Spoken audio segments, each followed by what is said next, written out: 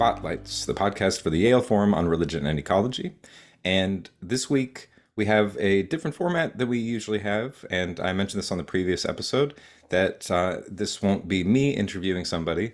Instead, I'm introducing an interview where John Grimm interviews Philip Arnold. And so you might be familiar with John Grimm. He's been on a few episodes of the podcast and is an integral role in the Forum on Religion and Ecology. He is the co-founder and co-director of the forum, and he's interviewing Philip P. Arnold. Phil is associate professor and chair of the Department of Religion at Syracuse University, as well as core faculty member of Native American Studies and Indigenous Studies. He's the director of the SCANO Great Law of Peace Center, which we'll be talking about a little bit. He's also president of the Indigenous Values Initiative, which is a nonprofit organization dedicated to supporting the work of the SCANO Center. So he also has a new book out that just came out very recently called The Urgency of Indigenous Values. So those are kind of some of the things that they're going to be chatting about today. So we have John interviewing Phil, talking about the urgency of Indigenous values, and specifically what's going on there around Syracuse and the Haudenosaunee people, sometimes referred to as the Iroquois.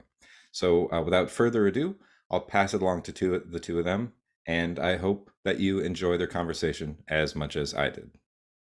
Yeah.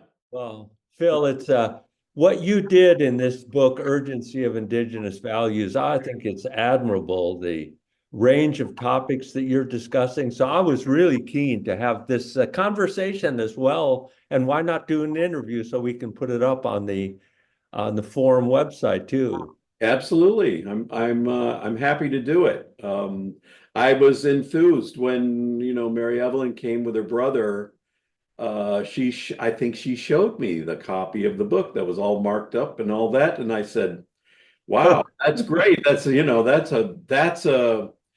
endorsement just the way it is, from Yeah. John. So yeah, that was something. Well, I pawed over it, that's for sure. And the questions reflect some of it. There are too many questions, but Yeah, we yeah. pared it down a bit. So the viewers and listeners have a sense of who you are. I think everyone knows you're a professor in the religion department at Syracuse University. And I like this core faculty in Native American and Indigenous Studies. Yeah. That's helpful also.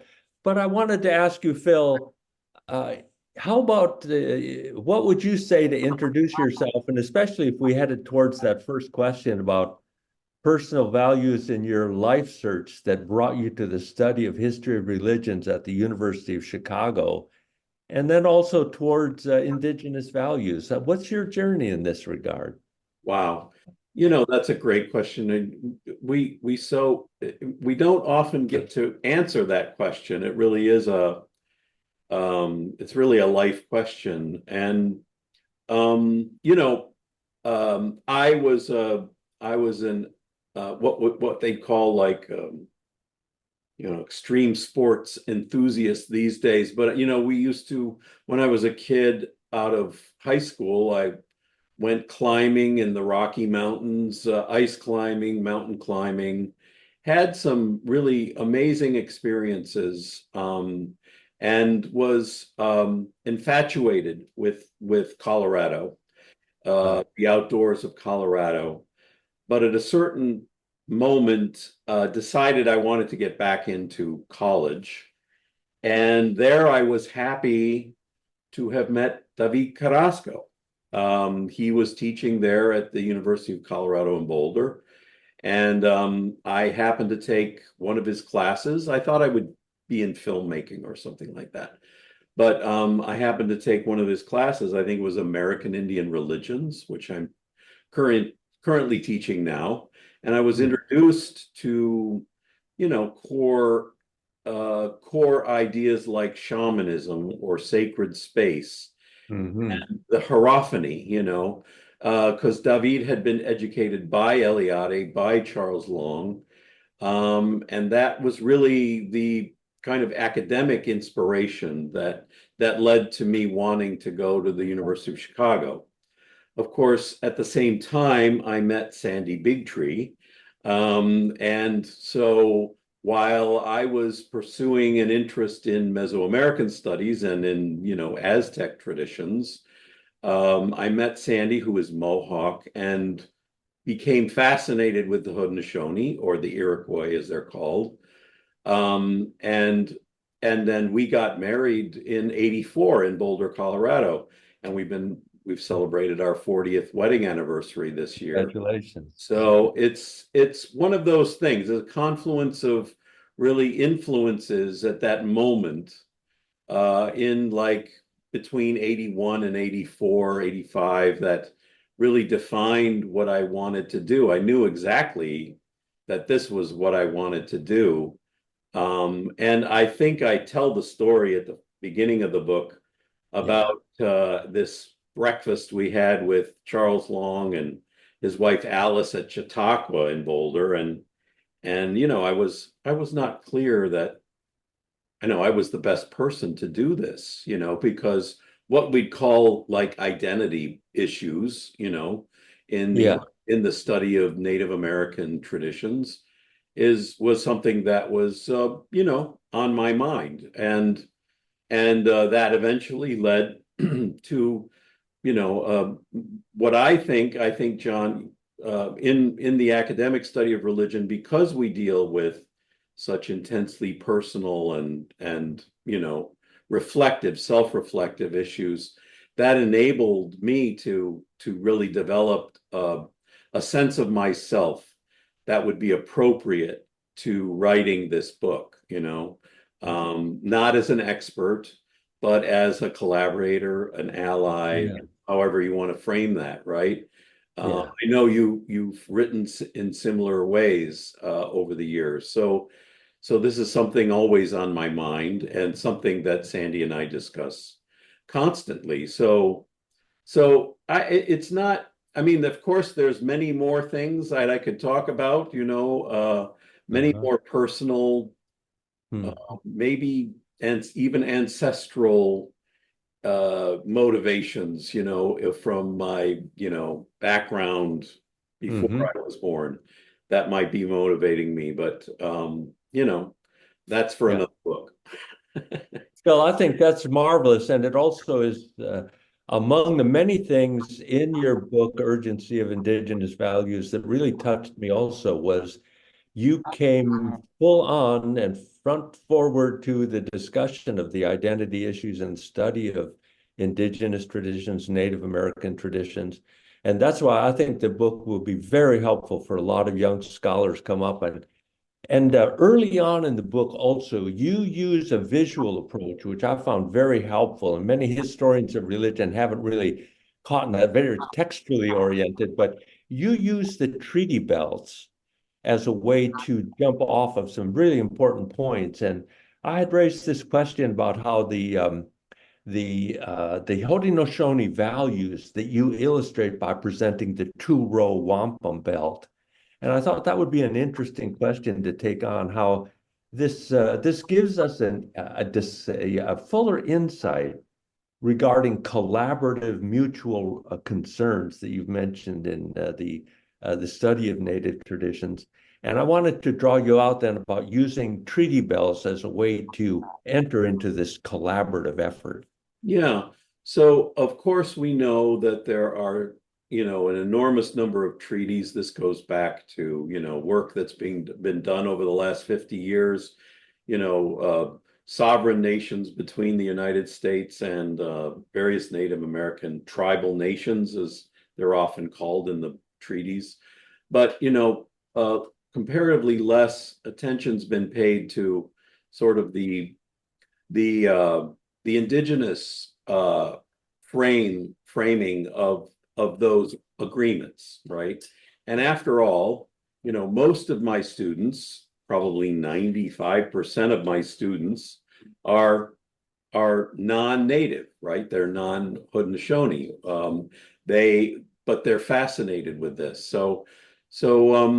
Even so, Sandy and I, in fact, Sandy's part of the Haudenosaunee, but she's Mohawk, and we're in Onondaga Nation territory. So, strictly speaking, we're both um, foreigners here. We're both um, people who live in someone else's territory.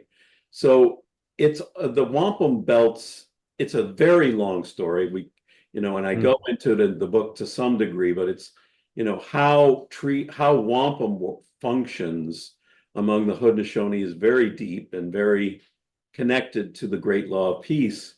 But these agreements, these treaty belts, carried the messages of the Great Law of Peace in these agreements between, in the case of the two-row wampum that we're talking about, between the Haudenosaunee and the Dutch. And this was struck in 1613, just south of Albany along the Hudson River, that there was a cohabitation agreement.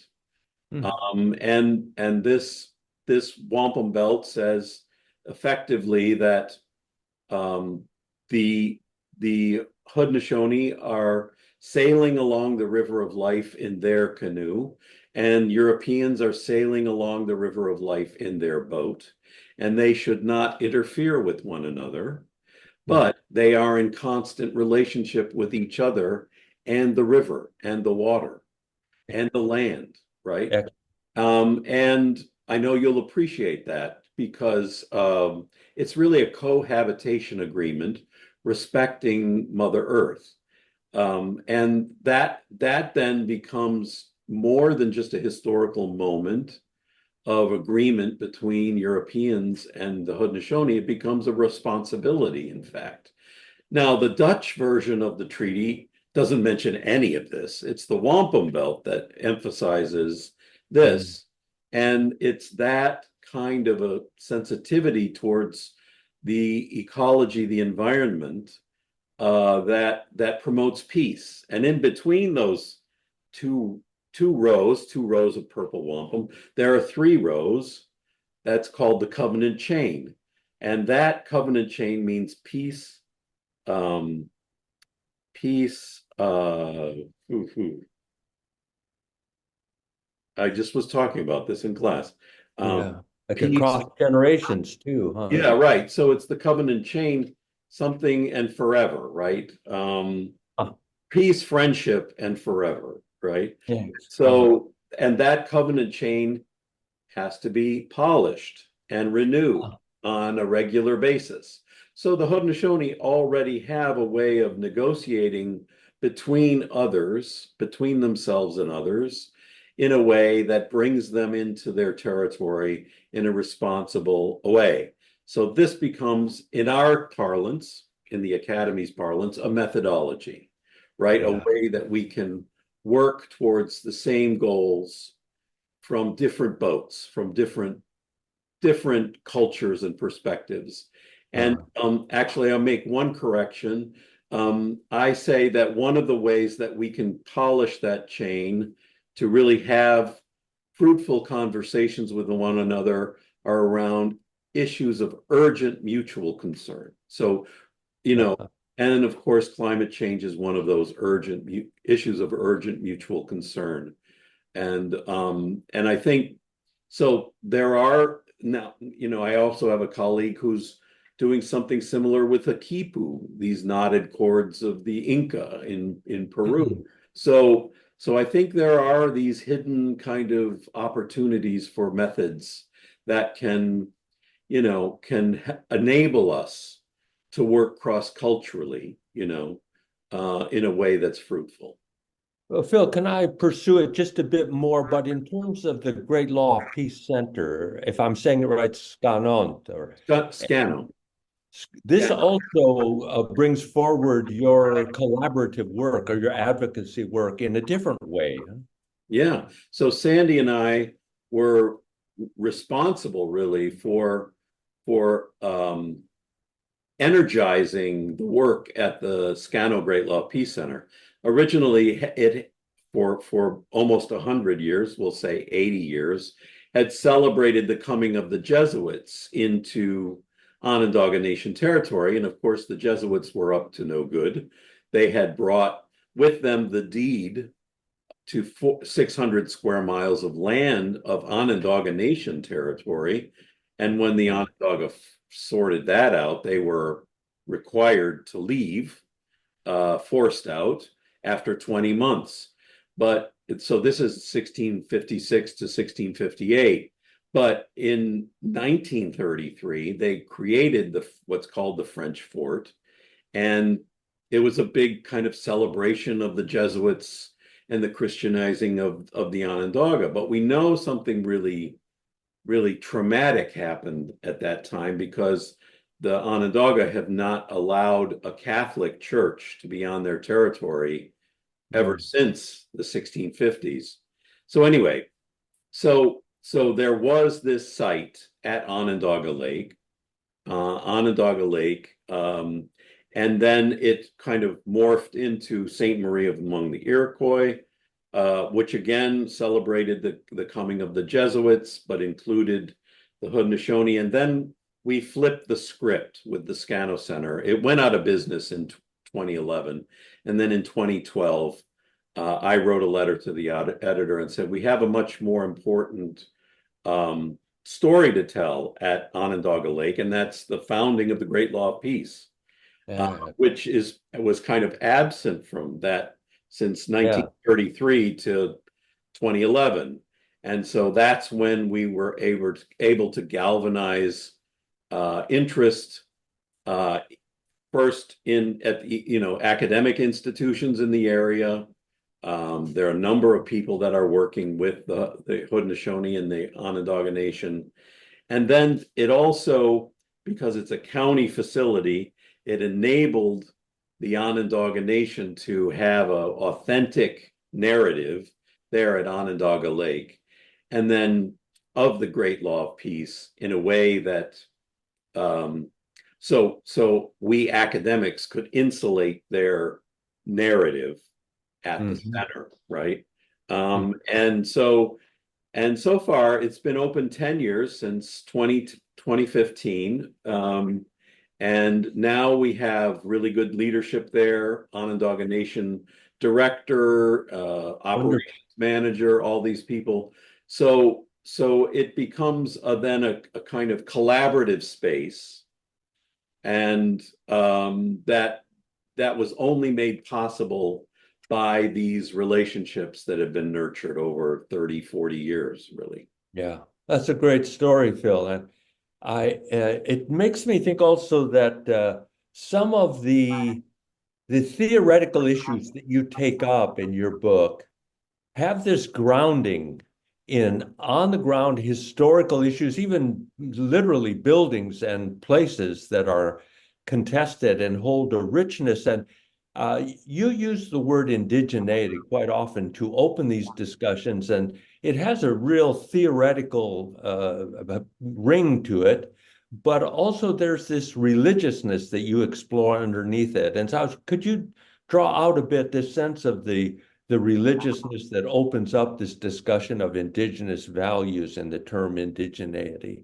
Yeah, I mean, it's not an over exaggeration really to say that without history of religions training, without religious studies training, in effect, the Scano Center just wouldn't exist, because really we're trying to impart a values approach, not a historical approach, because as we know, history is written by the conquerors. History has been skewed in various ways. So how do you get at the message? Well, we can have conversations between academics and the Onondaga, who are very traditional. I mean, probably your viewers need to know that there is no BIA government at Onondaga. They're one of only a handful, literally 3 or 4 of the 754 or whatever it is, federally recognized nations. Only 3 or 4 don't have BIA governments, don't have federal government interference. So what that means is that Onondaga is very traditional, and they hang on to these traditions. So we had to create a way of speaking with one another that would foreground not the history, not really information directly about them, because they're things that they don't want people to know, frankly, right? But rather can impart their values. what's important. Scano is the first of those, that it means peace, but it means peace that can only be attained when human beings are in proper relationship to the natural world, right? The natural world is alive. So their welcome and greeting every day is every time they encounter someone else is Nyawen Haskano, meaning thank you for being well. And that idea of wellness is connected with being in proper relationship to the natural world. So Scano is really the primary value system that carries right through. And I think going back to your question, it describes indigeneity, and our training in religion is something that they can immediately understand, right? Even though we don't have to talk institutionally or anything like that, but if we're using the language of manifestation of the sacred, right? Or sacred or sacred space, sacred place. They understand that as demonstrated in the basic call to consciousness, the book I concluded Yes. with. So I think this idea of indigeneity sort of defies the modern world in certain ways and helps us to maybe find a way back to a more sane way of living in the world, right? Yeah. Yeah, Yeah, Phil, that's so appealing to me because your discussion of indigeneity then doesn't go immediately towards governance issues of self-determination, sovereignty, as important as those are. right. But I felt in the book also you were bringing your reader into it. For me, it's a deeper. You use the term religiousness. You're trying to explore something from the Haudenosaunee, or from a native perspective, that grounds it. It's a positionality. You also use that word in your writing significantly. And you take us in an exploration of positionality on indigeneity, but then also towards food and games and materiality of human life. I also love the Charles Long reference here, Yeah. materiality of human life. So can can I draw you out a bit on the cosmological and spiritual meaning in these discussions of positionality in these different contexts? Yeah, that's great. I mean, I kind of wanted to bring down the temperature, Uh, uh, you know, on the exoticism of Native American traditions. Oftentimes with Eliade and these other kind of historians of religion, you could think of other kind of high-flying people. This idea of cosmo-magical thinking, it's almost like a kind of remote sense yeah. of what it means to be human, unattainable, sort of like the burning bush kind of experience. So I just wanted to make that more mundane, frankly. I mean, that's my sense of how Indigenous peoples walk around in the world. They just see that, so many of their ceremonies are organized around food, planting, harvesting, when certain things appear, all of those things. Well, that is a spiritual cosmological understanding of the way life works, Yeah. so or the game of lacrosse, they call it at Onondaga Deonchiquayes, and it means bump hips. Well, that's a medicine game. They call it a medicine game. They call it the creator's game. and Love. and literally they understand that when they're playing the game, it's being played in the sky world simultaneously. And it's not kind of not a big deal. I mean, it's just the way it is. It's like there's an energetic exchange of gifts that happens in sports. And I think it's so there are these ongoing spiritual dimensions of human life that we tend to put in the religion box that is outside of our day to day. And that just isn't the case in, among the Haudenosaunee. So Hmm. I appreciate that. I mean, that's why I wanted to, take readers through that in a kind of, um, stereotype busting way.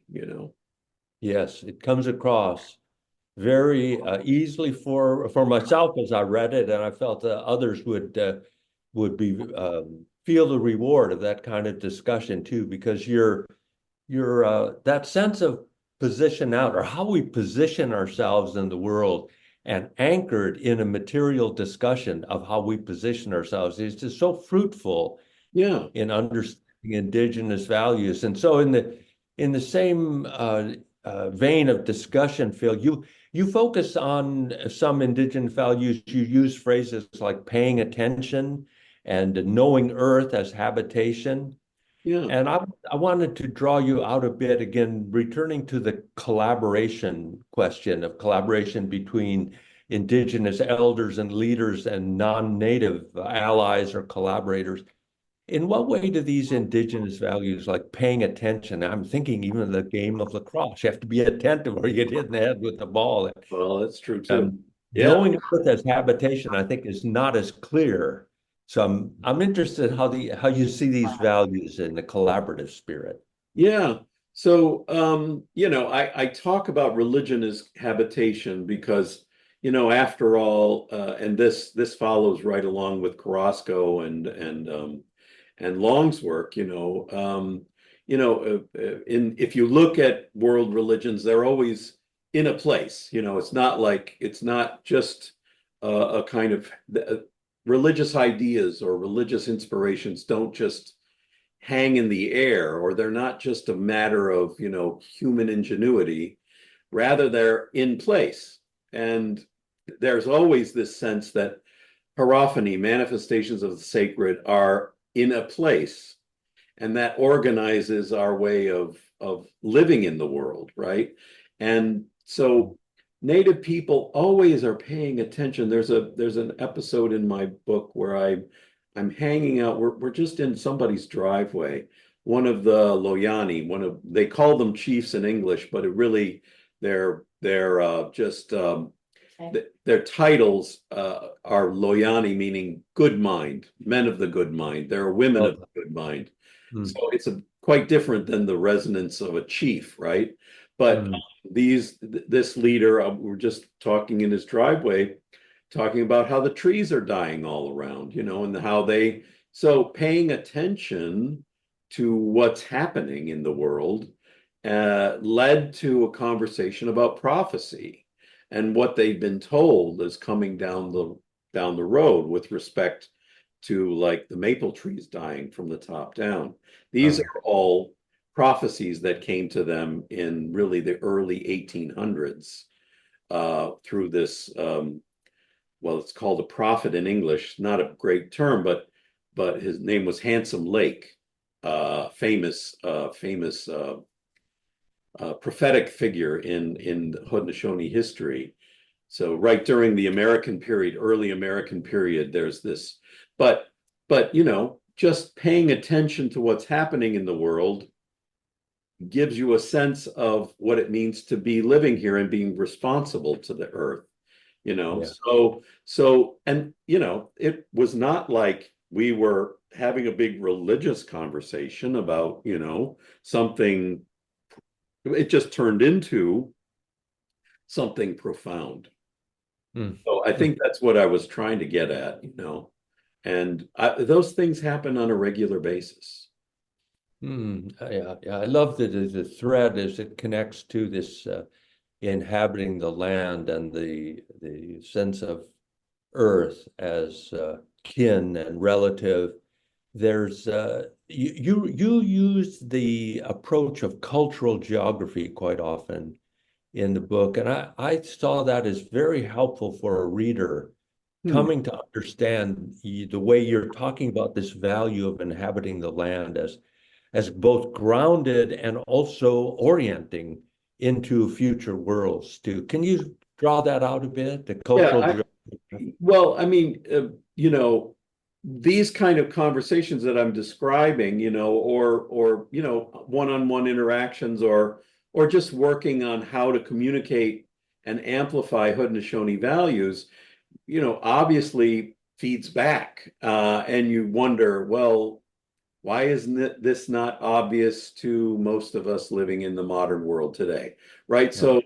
So that's why I go into something like real estate religion, right? That when you have a notion of property, the ownership of land, then that is a worldview that disables our ability to be in real direct communication with the world around us, right? We have these kind of factors that disallow us to inhabit the land as Yeah. indigenous peoples do. For example, I mean, putting it in a nutshell, the Haudenosaunee or the Onondaga means people of the hills. That means they're the people of this place. That's their identity, right? They belong to the land. In the world of real estate, in the world of property, the land belongs to us. So this is a kind of complete inversion of those kind of indigenous values. And I think people get that like right away. This becomes a problem of our worldview. How are we going? Being aware of it is the first thing, and then how do we deal with it? So Mhm. so that I mean that's one thing, or money is another thing. I'm thinking Yeah. about Yes. exchange between human beings, and as Robin Kimmerer says, our good friend Robin says, exchanges between human beings and non-human persons, right? That's Mm. kind of, I mean, the earth is alive. Its living status is something that they're devoted to maintaining and being oriented towards. And that's where I think Charles Long's definition of religion really helps us to understand religion as orientation of paying attention, if you like, and being right with a place. And a little aside too, Sandy and I were able to give Charles a tour of the Scano Center just before he passed away, in 2018, and I'm really it was just an amazing kind of an electric Uh, tour that I find that's one of the high points of my life, I'll say. that's lovely to hear, Phil. I have a memory of Mary Ellen and myself taking Charles out for breakfast, and it's not the intimacy of many years that you have, but that breakfast and the conversation about Yeah. materiality lingers to this day in my Oh mind. yeah. And some of these opportunities you've had over the years, I know with Steve Newcomb, also the doctrine of discovery, or Steve likes to call it doctrine of Christian discovery. Right. This has been very much part of your work, and I find it closely related to the way you've brought us into positionality and inhabiting the land and the various ways of understanding this relationship to the land. But Yeah. can you draw out of it why doctrine of discovery is important in your consideration of the urgency of indigenous values?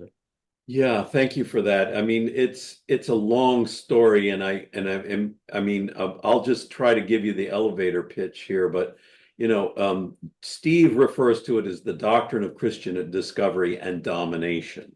So where does this idea of that beings have this notion of the right and obligation in many ways of dominating the world, dominating the natural world, when in so many ways we're really completely reliant on the natural world.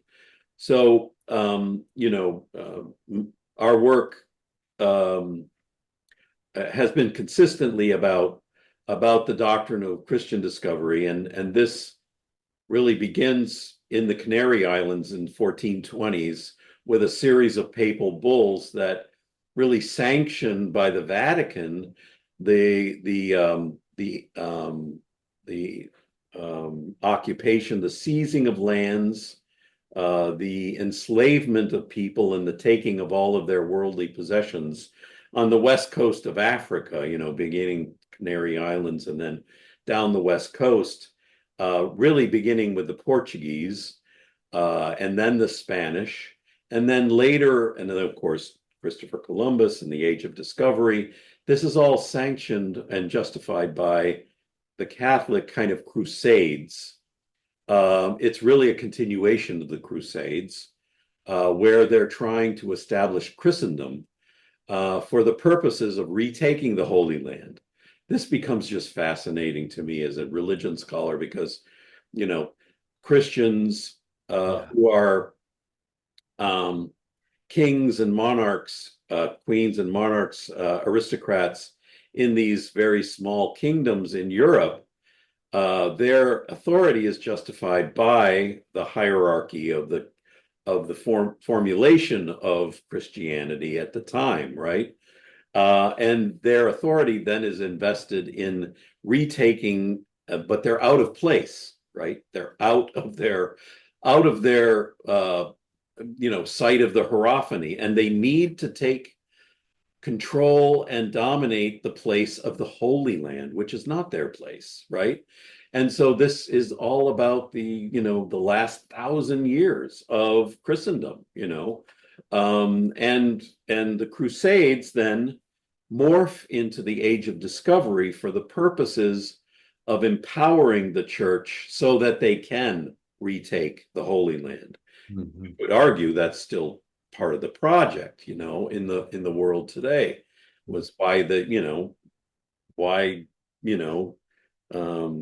and Jerusalem are such a mess right now. So the doctrine of discovery really is a series of papal bulls that we're retranslating and really re-examining, that run from about the 1420s all the way up into the end of colonialism. Now in 1823, there's a U.S. Supreme Court case called Johnson v. McIntosh that essentially by the chief, the Supreme Court chief, who John Marshall. John Yes. Marshall, who brings this idea of the doctrine of discovery into U.S. property law. So in Marshall, you have all these citations, largely of British documents, not really of these Portuguese and Spanish documents, but of British documents, starting with the Cabot Charter in 1496. This is before the Anglican Church, when Henry VII is like a Catholic monarch, all the way through Elizabeth, through the Elizabethans, through the Jacobean, through the Charles, King Charles, all these colonial charters, deeds, patents, letters of patent, all of these things then are brought into U.S. property law as a justification for clear title to the land. Mm-hmm. So this is a sleight of hand. And in religious terms, we're traversing, enormous differences of opinion between the Catholics and the Protestants, all through that kind of, contested history in Europe, but all for the purposes of justifying the legal taking of indigenous lands. Mm-hmm. There's a lot more to this, but just let me put a cap on it. Indigenous peoples around the world, Africa, Asia, Australia, New Zealand, South America, North America, you name it, even the Sami in Northern Europe, have been very focused on the doctrine of discovery. But I've been trying to connect the religious history, in not just in legal terms, right? We have to connect the religious history to this fraught legal and sort of the native studies side of things, right? And I mean, it's so, for example, the Parliament of World Religions, they're very interested in bringing this awareness Mm, sort of the religious understandings of um, of their members, cross mm. culturally. Um, so in our conferences, I've been at this for about 20 years, and in Yeah. our conferences, um, we've had um, you know, academics, activists, legal scholars, lawyers that are trying to figure out how to get a remedy for the doctrine of discovery. We've had denominations beginning in 2009 with the Episcopalians in Maine. There have been Yeah. repudiations of the doctrine of discovery, and now I think over 350 religious denominations, Christian denominations, including the Catholics now, including the Vatican, have repudiated the doctrine of discovery. So where does that lead us? What kind of new theology has to crack open as a result of this history? And I Mm, do see that these religious conversations are at the foundation of it, a kind of theological reawakening that has to take place. And so yeah, we're working with all kinds of different people. We had people from New Zealand this last December, of course, Haudenosaunee people, and going back to our original conversation, this is an issue of urgent mutual concern. It, mm, it does factor into our relationships to the earth. It factors into our relationships with one another, to whether we can really have peace, if we don't, really can have, or if it's just going to be perpetual warfare. These are all, fundamental questions that really come up around the doctrine of discovery, and it's where a lot of uh, these different communities of people intersect with one another. And I know you mm. know all about this, but your listeners really can Yes. benefit by going to our website, doctrineofdiscovery.org, or Sandy and I have a podcast. Yes. Say Yeah, something. mapping the doctrine of discovery. We'd love to have you on our podcast. Mm, It's not an immediately apparent. All the native kids that I have in my class know about the doctrine of discovery. They all know about it. Um, it's not as well known among others. So we have these conversations with a variety of people, just talking about the nature of the problem, the nature of the solution, those kinds of things and so far we've gotten over I think it's right around 20,000 downloads for the podcast. love So it. it's small potatoes compared to many others, but I think it is something that people are really can, once they get hold of, it can Mm, be really a kind of healing thing. We're talking wonderful. about intensely negative history, but even for non-native people, they can really, kind of define and articulate Mhm. what it is that is, you know, uh, what are kind of the foundations of the dilemma that we currently face. Yeah, well put, Phil. And I found myself in reading your chapters as we come to the end of our conversation or this interview. I felt the lyrical quality of the way you constructed your book. There's a real singing character to it, and this discussion that you've just given us about the doctrine of discovery, I found there was an antiphonal or a choral ending to your book with your attention to the basic call to consciousness, and that running underneath that was this spiritualism of Haudenosaunee values.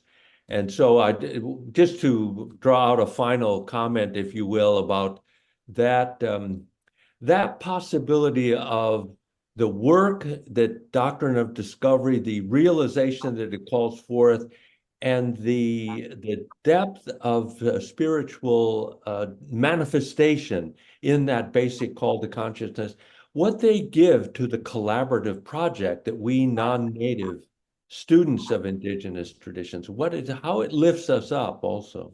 It's amazing. It's the brainchild, it's the work really of John Mohawk, who passed away way too young. Oren refers to him as really the intellectual of the Haudenosaunee. And it really documents their trip to Geneva in 1977, and it was published in 78. It's like in its 15th or more printing. Hmm. And more people should know about it.